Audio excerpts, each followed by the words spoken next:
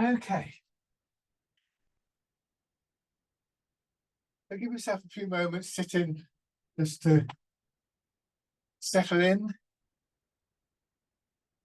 Always an important start to the class because it sets one of the really sort of fundamental qualities in Tai Chi, which is paradoxically for a movement form, this sense of stillness. Phrase that I love to quote is that we should seek the stillness within the movement. And stillness can be quite elusive, and it's related in Tai Chi to that sense of settling in and dropping your weight, the rooting down. And it's related very much to the central part of the body, the area between hips and pelvis and waist. It's that part of the body you want to feel is dropping towards the ground. It's that part which we focus our attention in to move the rest of the body. Physically, it's often described as being like the hub of a wheel. The hub of the wheel connects all the spokes, and when there's a movement around the hub, then the whole wheel will move. So we can think of the center either as that physical area, or sometimes almost as a concept. And conceptually, really, when I use the term center in that sense, I'm including legs and feet and the connection to the ground. But one way or another, it will be reasonable to describe what we do as centered movement. That the centering isn't something that we kind of add on. It's actually very much a key element in the whole art, and one of the key benefits that I think we get from it. We achieve it by bringing our attention into our body. So it's always a mind-body process, and that's true for these initial tapping exercises, that they are a good way of bringing your attention inwards, apart from any kind of physical bit. So just rubbing your hands together, and then pads your fingers, tapping over your face.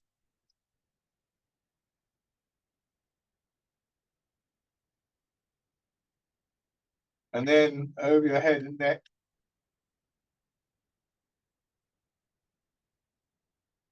Then shoulder, your arm.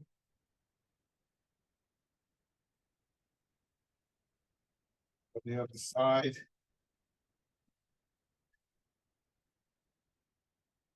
Into the upper part of your chest.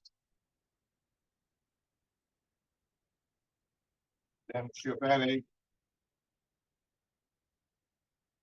And finally, legs.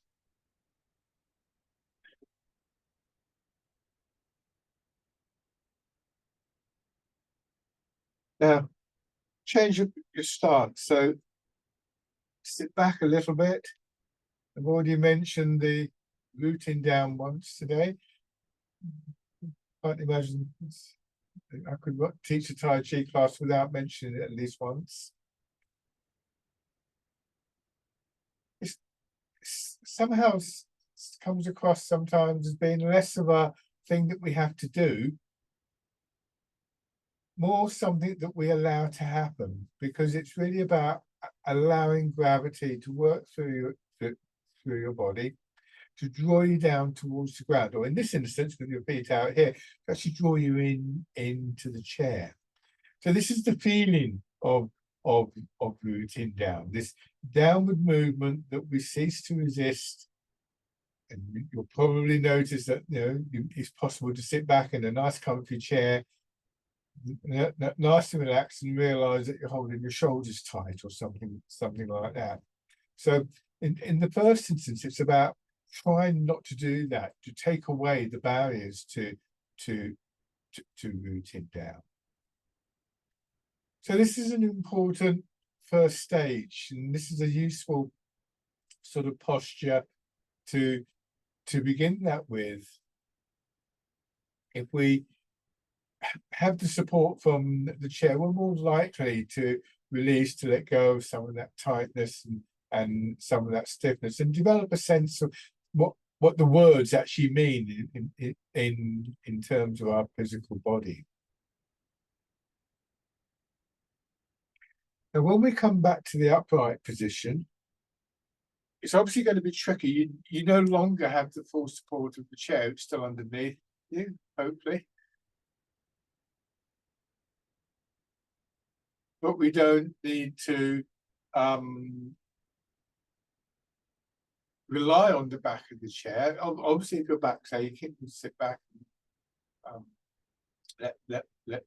let your back rest. What we can do is, considering our posture, feet are directly below your knees, so your feet and your hips could be seen as being the four corners of a square.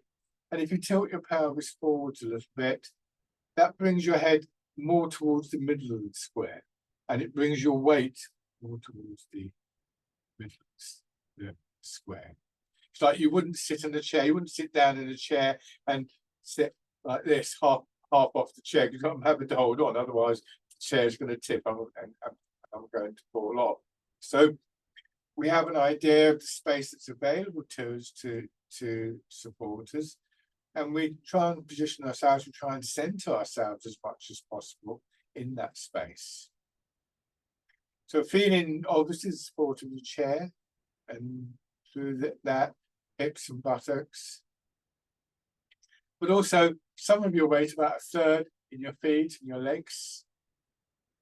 So that if somebody were to come along and somehow kind of pull your feet out of the way, there'd be a slight lurch forwards.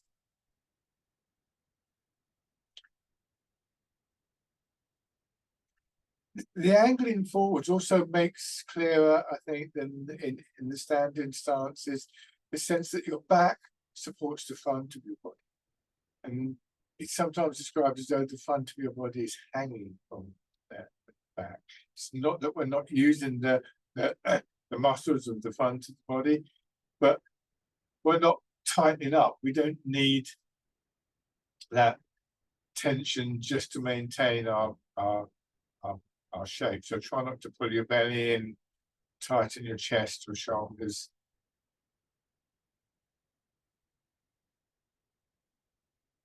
And then in this position, push your shoulders up and let them drop down.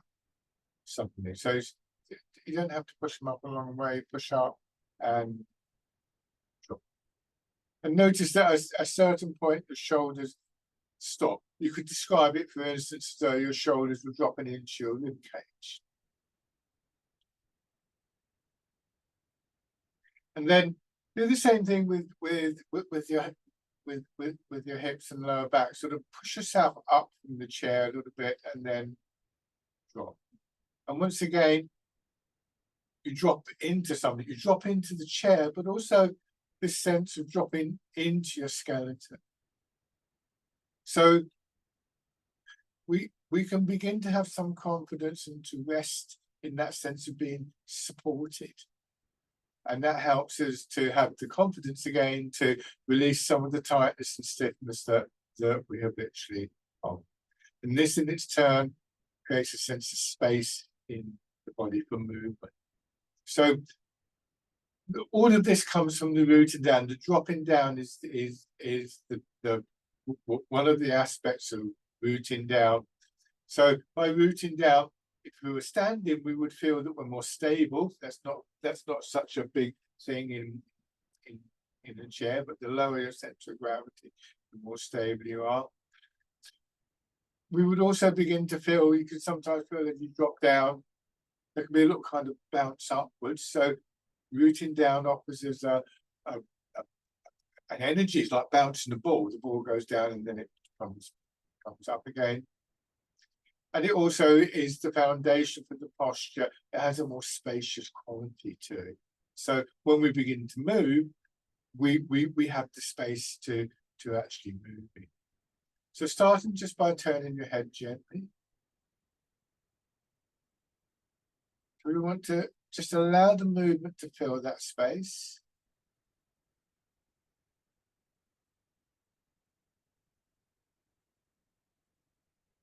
So we sort of touch the edges of the available space, and then withdraw. And we get a very fluid movement, and like water flowing down the hill into a hollow, maybe, then the movement itself will gradually begin to just sort of dissolve and erode the edges of that space. So our range of movement gradually increases.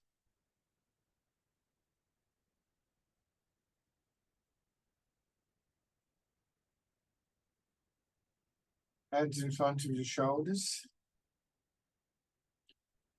Circling your elbows around. So that's one of the things that we can begin to focus on in these earlier exercises. They're very simple, more than just the physical releasing of the joints, although that's important, but this sense of the flow of the movement within the space.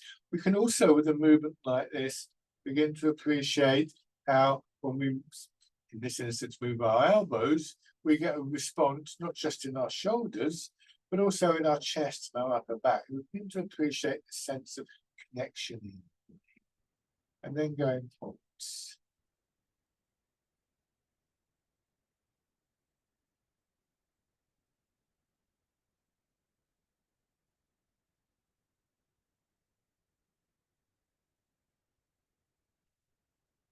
Your hands down to your sides, slightly out sides, and just rotate them again. Maybe feeling a response in your chest and your sides, up back.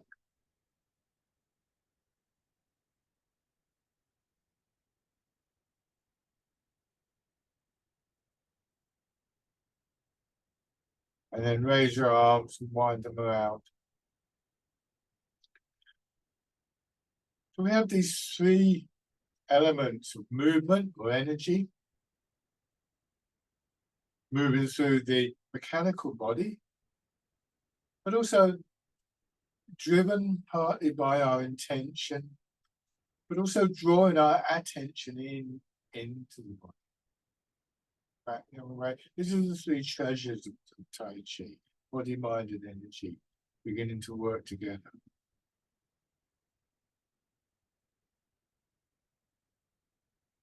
Rest your hands. Now, tilt your pelvis forwards. More of your weight will go forwards into your feet, and then gently press down through your feet, push yourself back.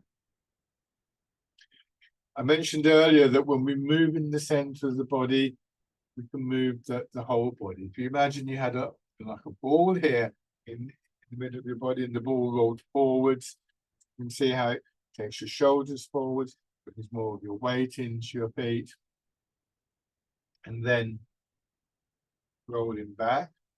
What causes the ball to roll is that little bit of a push up from the ground. We come back, we sink down. If you remember at the start of the session, we dropped down, and I said that sometimes you can feel that sort of push up. If you can slowly drop down, and you'll start to feel a slow push up that you direct forwards. And similarly, feet being pushed into the ground, a slight sense of compression in your legs that then expands and helps to push you back. Meanwhile, your upper body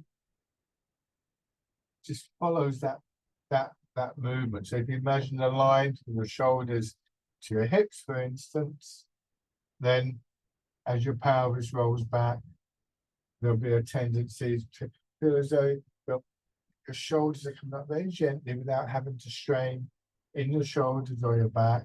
You're coming to the more upright position, nice and smoothly.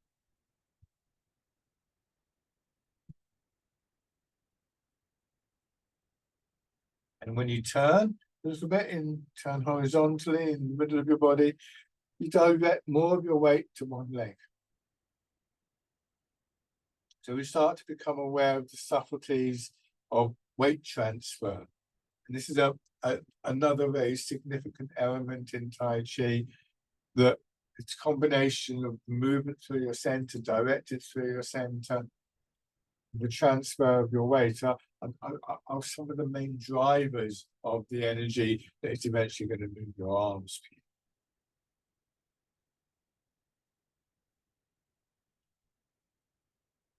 And then turn the other way. So when we roll the weight forwards using the center of the body, our whole body moves as one unit, ideally. And so this takes us back again to that sense of the movement itself, quality of the movement, the energy flow. Weight begins to move through our body. This side, turn, so you go across the other side, and then back into towards your hips, and turn in, moving forwards again. You're feeling that movement of your weight, foot to foot, one foot to a hip, and one hip to another, forwards into the next foot. A smooth feeling of movement in your lower back. So your lower back will be gently massaged. Then back in the other direction.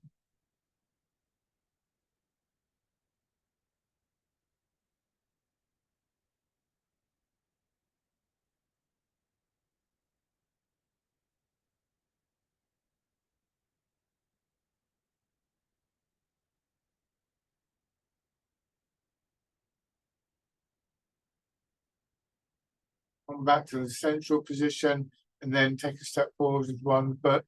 Put your heel down, lower your toes, just gently press into the floor. Planting the foot. Don't go take such a big step that you lock your knee out.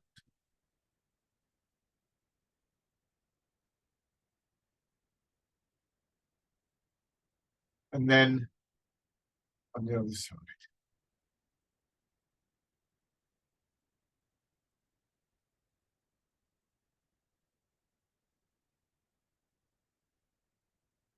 So now, come back to the basic position and let your hands drop down to your sides. Now, rather than different parts of the body sort of in isolation, we're now going to move the whole body as one unit. So that sense of focusing into the center of our body becomes even more important. Turn your hands palm forwards and let your weight move forwards, and at the same time rotate. Bird folds its wings. So just as on a bike or in a car, when you move the vehicle, the engine or the pedals don't connect to the rim of the wheels directly, that they actually go to move, to rotate. It's at the center of the wheel, the hub. And when the hub of the wheel moves, the whole vehicle moves. So this sense of the body and mind moving as one unit is one of the outcomes of that being centered.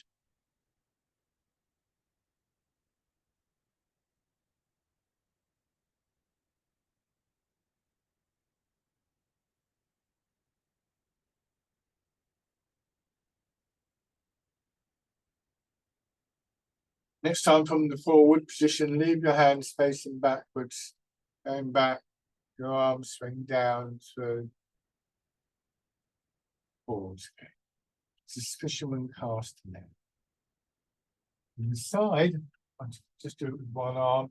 I go forward, I'm exaggerating a little bit, but my arm gets left behind a little bit and it swings through. It rises up quite naturally. I'm not trying to lift my arm, and then I go back.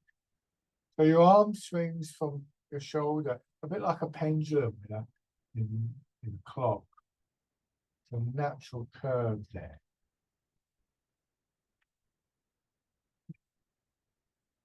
Fisherman castanet. Try not to stiffen up in your wrists or your fingers. So we begin to be presented with different images and ideas about the movement. And as they begin to resonate for us, these feed into our intention. It's intentional movement.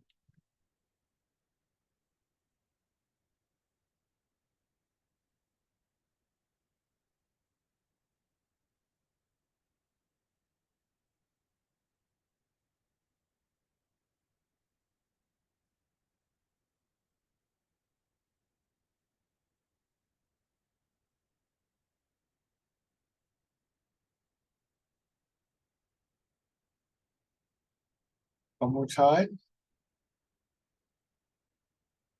And then in the forward position, just imagine there's a ball here underneath your arms, and as you come back, rolling the ball in towards yourself.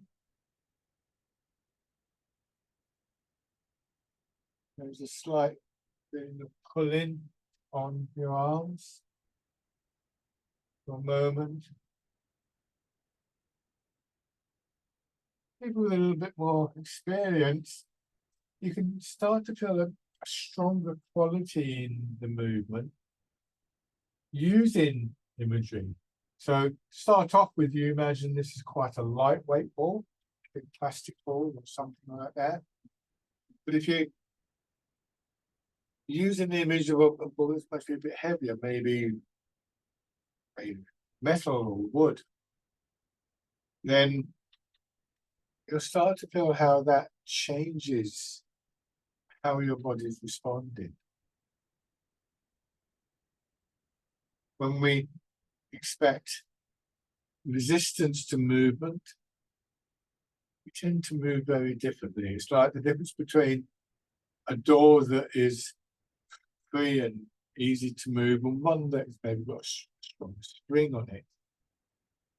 If you went up to that door and somebody had removed the spring, you'd go up with the expectation that it was going to be quite resistant to your movement. You'd push against it quite hard, probably go stumbling through it.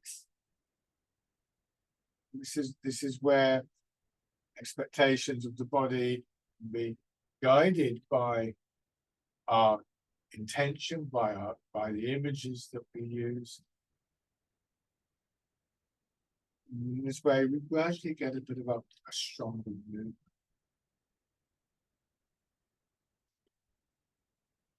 Next time, change into pigeon spreads its wings. Turn your hands palm in, draw apart, your elbows, and then bring them together. You can imagine that you've got the ball between your arms now. What you're doing is you squeeze it in and then you let it expand, and then squeeze it in again. So once again, this is a slightly stronger image. Another image that we commonly use in Tai Chi is that we're moving through water. There's a little bit more resistance to movement of our arms and our body.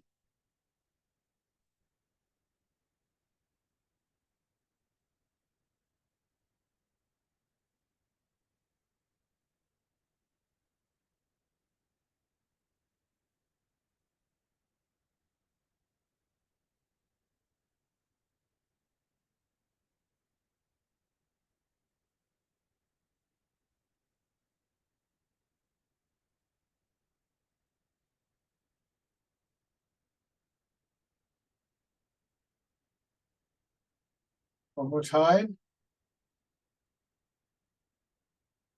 And then in the forward position, as you come back, leave your hands in line with your hips, let your elbows go out.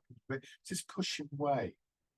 Now you can imagine pushing in to the water. And once again, that begins to give you a stronger quality of movement, as though the flow within the body has just increased a little bit. It's like you turn a tap on in your kitchen, get a trickle of water, and then turn it up, you get a stronger flow. So one way or another, that stronger feeling from deep within the body, in the area of the skeleton, starts to expand into the rest.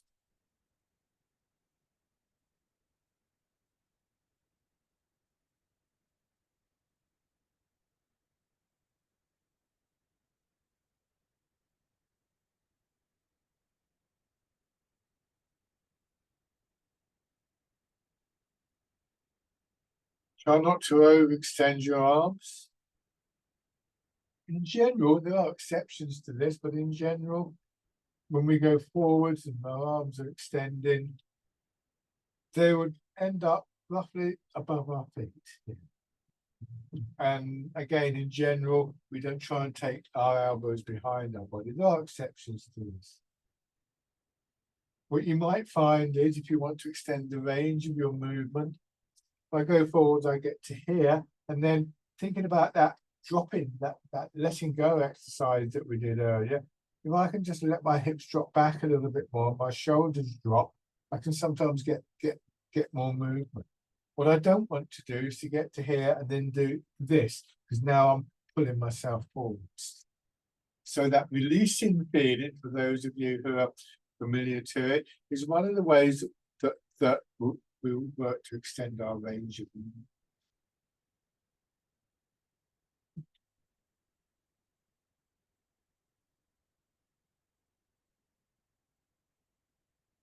So that contrasts with a lot of our expectations of movement and exercise, in the sense that we extend our range by releasing, letting go, relaxing, however you think about it, rather than by straining and pushing.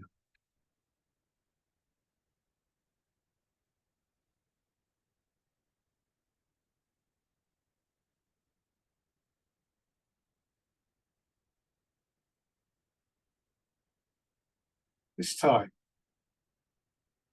let your elbows come down in front of your hips, hands just above your legs, pull your fingers into a hollow fist, push forwards and rotate. Okay, from the side. Once again, my elbows don't go out this time, but neither do they go behind the body. So if we think about the two elements in the movement, if I just move my weight, the arms would move this far. To go maybe just to point above my knees. If I didn't move my weight, but I used my arms, they'd go this far. They rotate as they go forwards. If I combine those two movements, they can go this far and then this far. You may feel a lengthening through your back and your spine. Think of a cat when it stretches. They will sometimes stretch from the tip of their tail to their nose, it seems. And we get this sense of the whole body movement as one smooth unit. With that sense of the flow, the harmonization of the energy.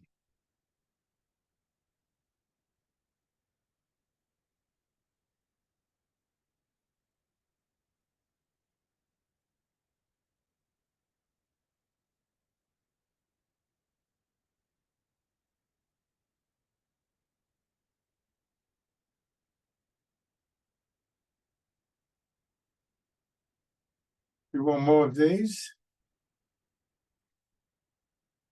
And then open your fingers, turn your hands out, winding them out and back. When they come back in front, go back to the pushing. So we have this common rhythm, this common flow of the movement through our body. You notice it particularly in the upper part of the body. There are also variations from one movement to another. So each movement has its own particular resonances, pathways within your body. Through a series of exercises, that means that we enable the flow of the energy more evenly throughout.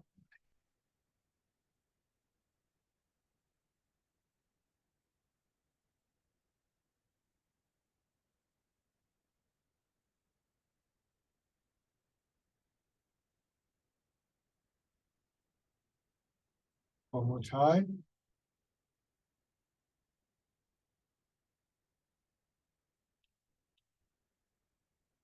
Now, turn your hands palm down.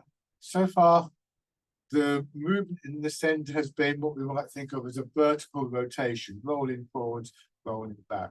hold your hands in front of you, and then just rotating your hips and your waist horizontally.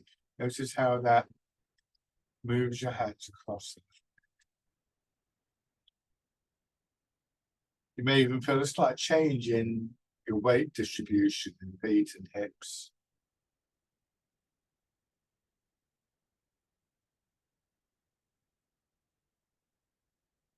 Turn to your left and tilt forwards. At the end of the whole process, extend your arms a little bit, swing over to the right and come back to the central position. And then turn the other way. Again, feel the lengthening through your back and sides, which then contracts in quite naturally. The rhythm expands through the body, yang, the outward flowing movements. Followed by the in, which is the drawing in.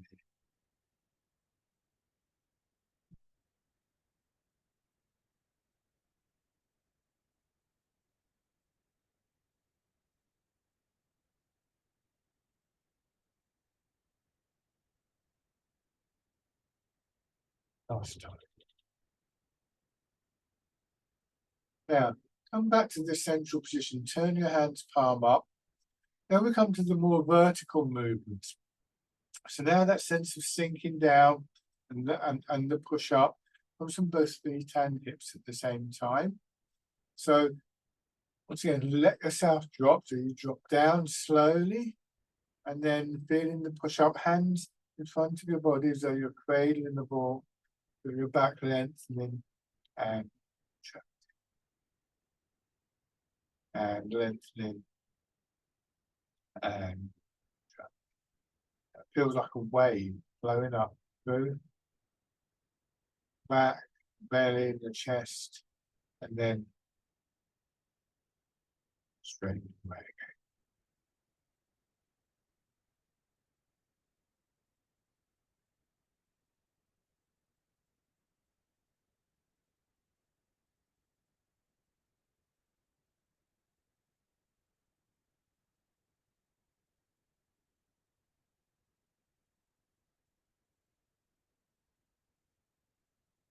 One more time.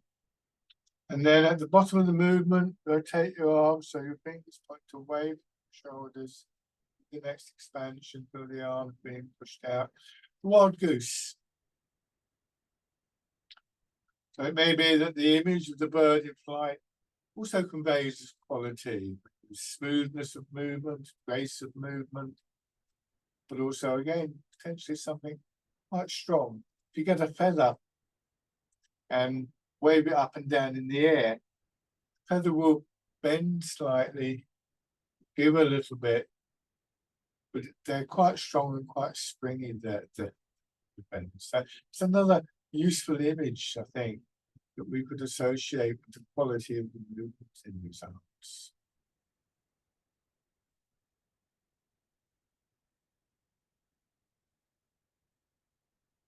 If it doesn't convey any kind of quality, don't go chasing after it. Just focus on the physical movement.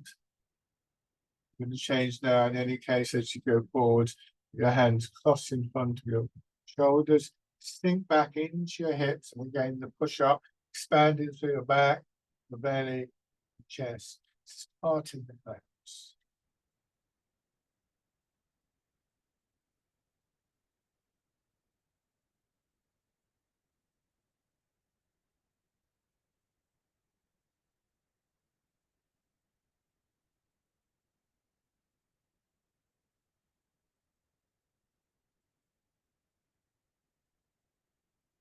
One more time.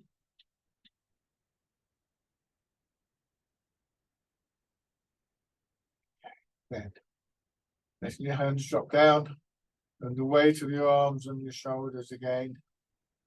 And then with the next expansion, that push one elbow up. Then your elbow drops down, bringing your hands up. Roll your fingers into a hollow fist, so you just wrap them around like a plum on a tree. You rotate your arm to break the stem. And on the other side. Dragon plucks the stars from the sky.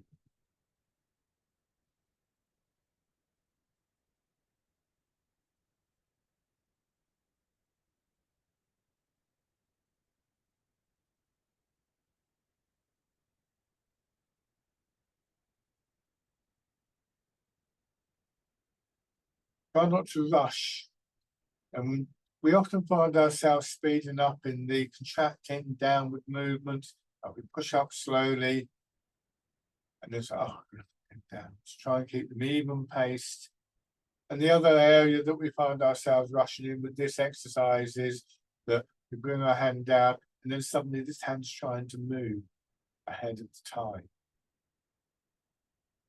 Seek the stillness within you.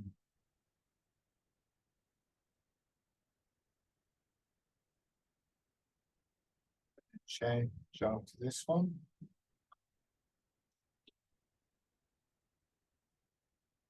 And bring your hands around your front again. Feel the expansion, push up, and this time just a little bit above your head. So you're holding up the ceiling. And then down. Alternating that with the sideways push. Both pushes your hands stay a little bit in front of your body. So that broader feeling, longer feeling in your back is still very much there. So you might want to just focus your attention on your back and get a sense of the contrast between the patterns of movement deep within your body as they change from one movement to another.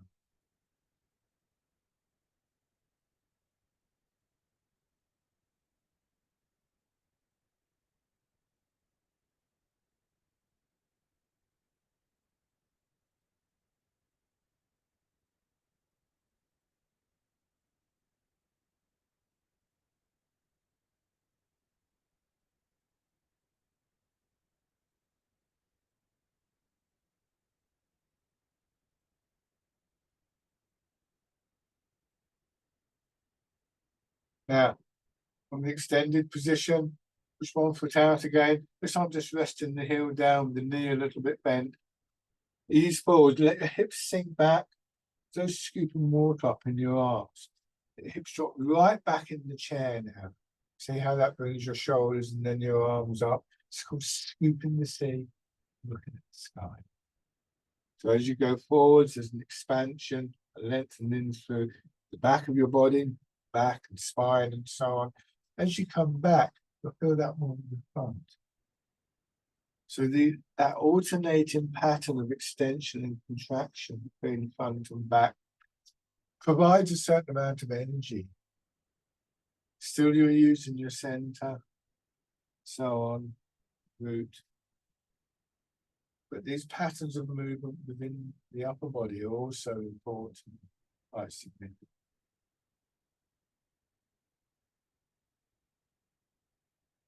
Good, and then grasping the tiger's ears. Here, the main direction of movement, the main intention is diagonally upwards. Just notice if there's any difference within your body feeling in this exercise compared to the previous one.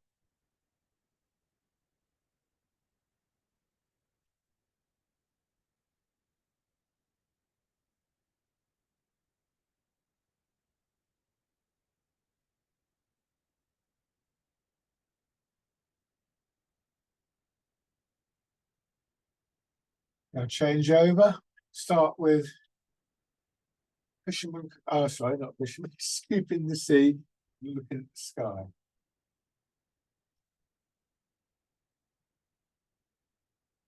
So it's important to consider how we come back to that lovely upright position. Trying not to strain our back, our shoulders, our neck, but rather letting the hips sinking back, doing the work for us. Just taking that feeling, your head almost floating up. and then grasping the tiger's ears.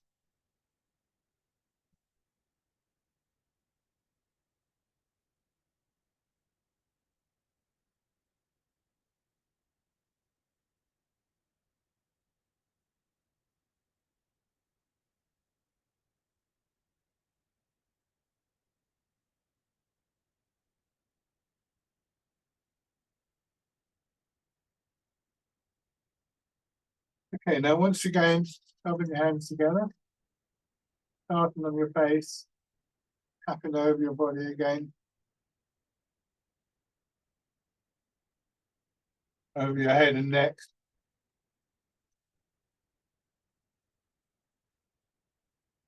down to one shoulder and arm, on the other side, upper part of your chest, down to your belly, and to your legs.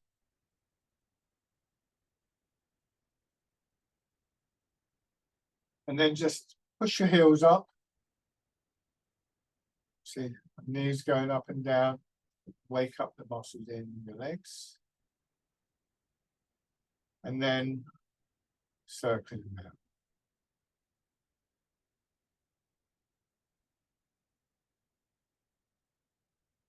And back the other way.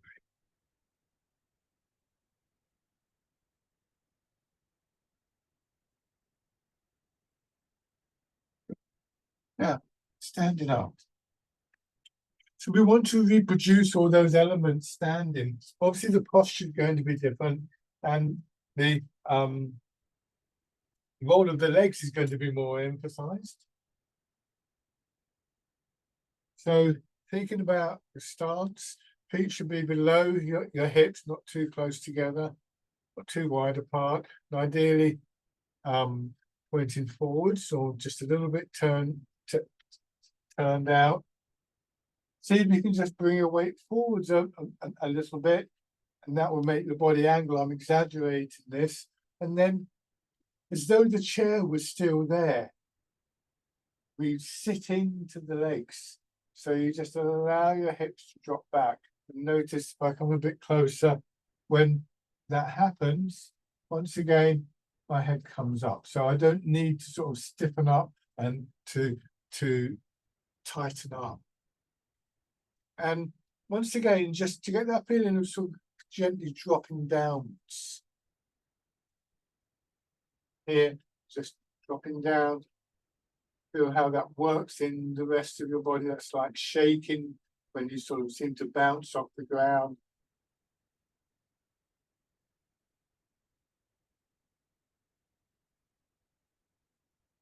And then start to do that more slowly. So don't just suddenly drop down, but make it a smoother movement. Wait until you feel that push up again. The body expands and contract. So again, that sense of your center of gravity dropping, allowing gravity to draw your center of gravity down. And then bringing your hands around so you're cradling the ball. Push up through the expansion up through your upper body. Turn your hands over as though you're cradling the ball and pressing down. Now turn your hands out, going into the standing version of the wild goose. So these are exercises that we did earlier in the chair, of course. Now we feel that the legs are much more significant. And then hands cross in front of your belly and parting the claps. And then go back to the first one and start over again. So the movement in legs and hips is consistent. The sinking is down, followed by a push up. But in the upper body, there are some very subtle changes from one movement to another. And not just physically, but feeling those changes in your intention, especially as you get to know the exercises better, and maybe much more familiar with maybe the images of the movements. you begin to appreciate once again, this is not a purely physical art, it's a mind-body process.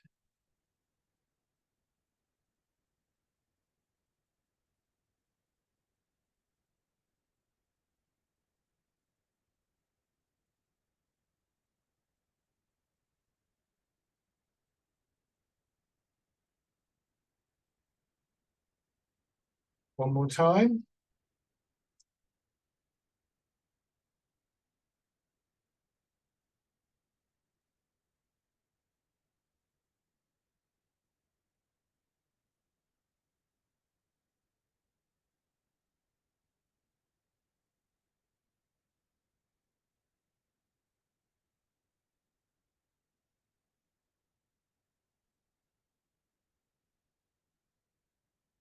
And give your legs a shake. When we change the stance, we're going to take a step forward. So turn one foot out a little bit and step straight forward with the other foot. You can still see the space between my legs. You can see the background. So I've still got hip width, and in length, it's about the same. Now, imagine if you could, say, in your back leg, drop down in the same way as we did before. And we felt that little bit of a kind of bouncy movement upwards. Once again, if you can release, you may go down a bit more, but it's more of a feeling of that releasing in your hips, your knees, as we got in the chair. Because obviously when you release in your hips in the chair, you don't fall through the chair. And again, feeling the push back and let that push you forwards. Then the same thing in front foot, releasing and going back. So again, the primary driver, the primary energy really comes from that sense of releasing, that sense of rooting down. We also, of course, get the stability from the lower center of gravity. But it means that we're less likely to feel that we have to sort of somehow strain or struggle with our shoulders, our arms, or chest, simply to move.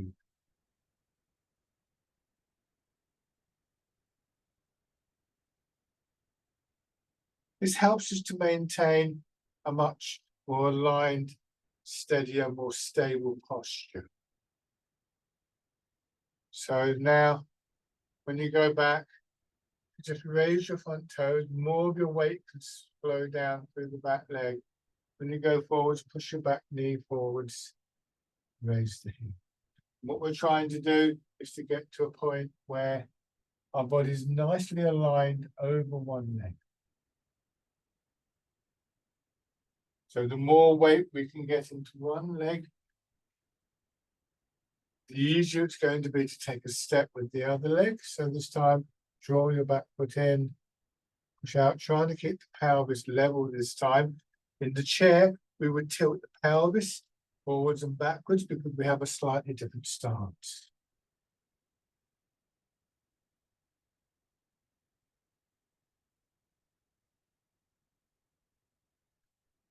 This is not like everyday walking.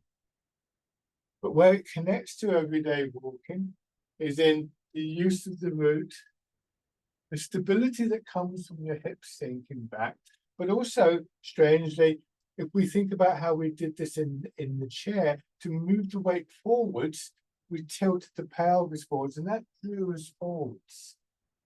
So that can, when you're walking to the shops or wherever you walk to, you will tend to tilt the pelvis a little bit. We're not doing it at this point because we're going quite slowly. But for a little bit more speed, you can do that. And that tilting forwards of the pelvis is counterbalanced by your hips sinking back. So that helps to keep it stable.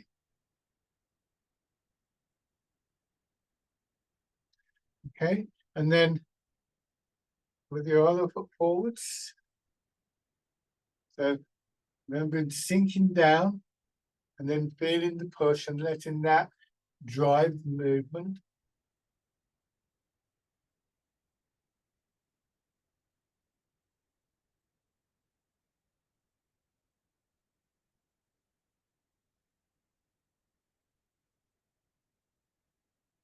Beginning to raise toes and heel. And if you wanted to just play around with this a little bit and feel that connection to the stepping. I suggest you do it next to a wall so you can just steady yourself on the wall. I'm going to exaggerate. What I would do is tilt forwards. That would take me forwards. That would start to bring my foot in. And then as I let my hips drop back, that actually helps to move my foot. Now, obviously, that's a bit exaggerated. So I have my other foot forwards. But in your own time, it can be worth playing around with that. But stay safe while you're doing it, because you are leaning forwards a bit more obviously when you're doing that. And then take a few slow, steady steps forwards, planting the foot before you transfer the weight.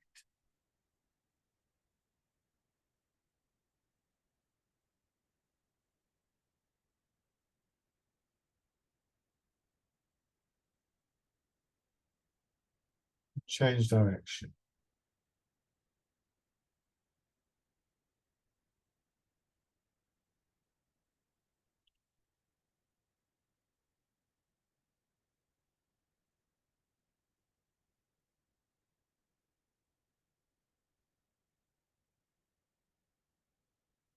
Okay, and give your legs a shake. So, have your right foot forwards, mirror my movements. Let's do the standing version of fisherman castanet. Movement begins with the sinking of your hips, compression of your legs, and the response from that, which is that expansion, that sense of the energy rising from the ground. It's directed through the center of your body into the other leg,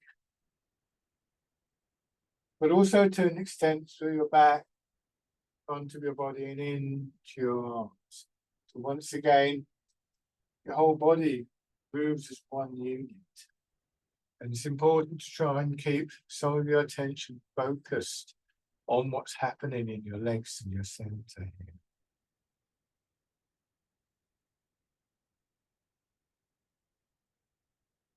Moment we're going straight forwards, but if you turn a little bit, your arms will be drawn across your body, still with that little curve, and we turn that into what I think of as a figure of 8 movement, coming up and then down, coming forwards, bringing your hands across the front hip, turning and coming back.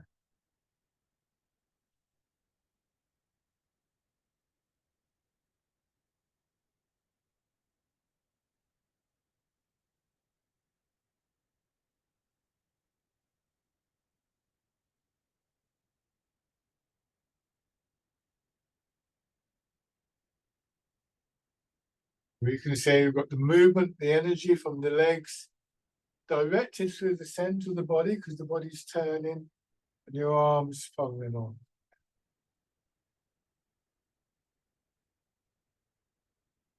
Lovely. Shake out. Try the same 2 movements with your left foot forwards, starting with fisherman castanet. Your weight is moving forwards. Your center, your hips, waist facing forwards. And because of that, your arms are swinging forwards. Try not to overdo the movements with your arms.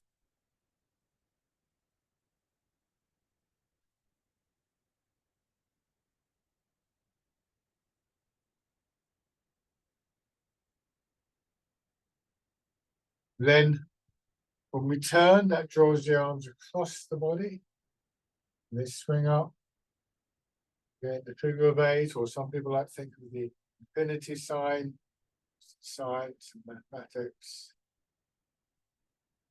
Basically, because you're turning in the center of the body. Shoulders, arms, hands, upper back. Just retaining that nice sense of openness and spaciousness that allows the movement to flow.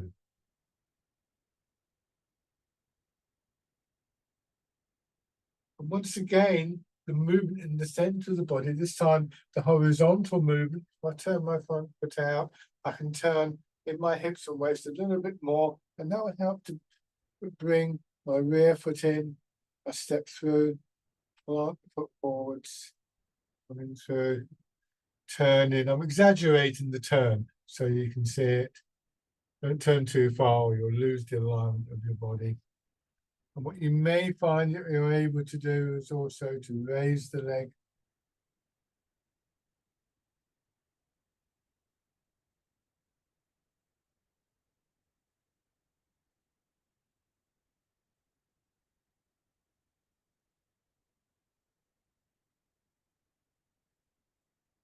And then I'm going to change direction.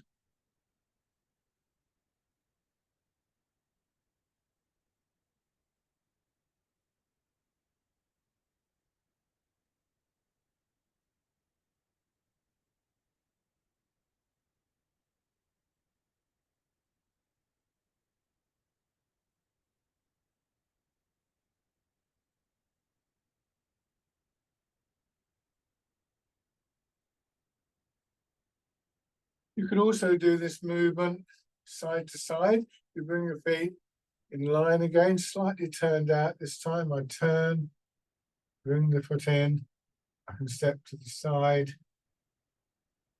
turn, bring the foot in. Once again, if it's comfortable, you can raise the knee. If you find that that really throws off your stability, then leave that out for the moment.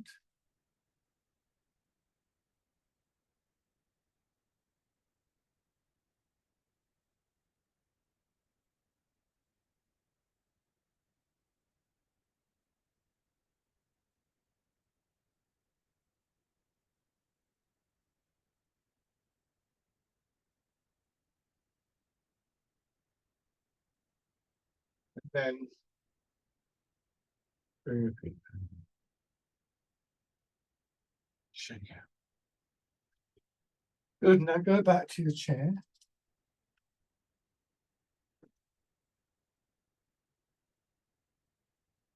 Once again, sitting slightly forwards if you can.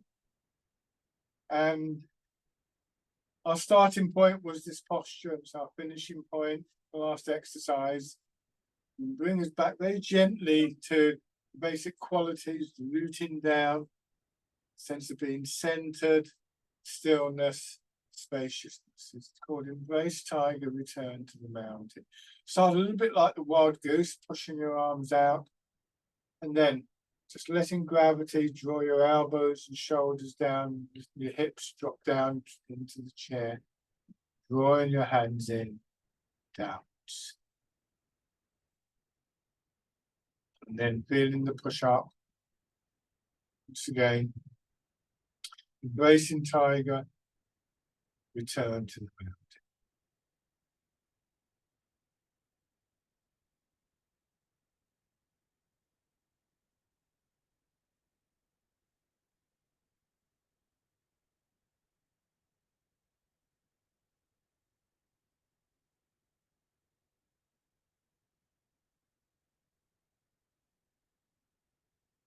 One more time. And just rest. Close your eyes if it helps. Just trying to just feel that sense of your whole body, from the soles of your feet to the crown of your head.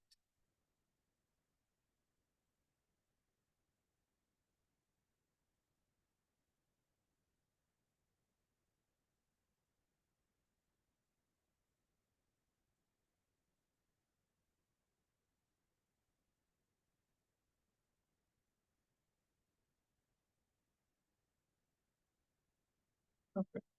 And then just open your eyes. Thank you very much, everybody. As always, if you do have any questions, do feel free to email me. But bye for now.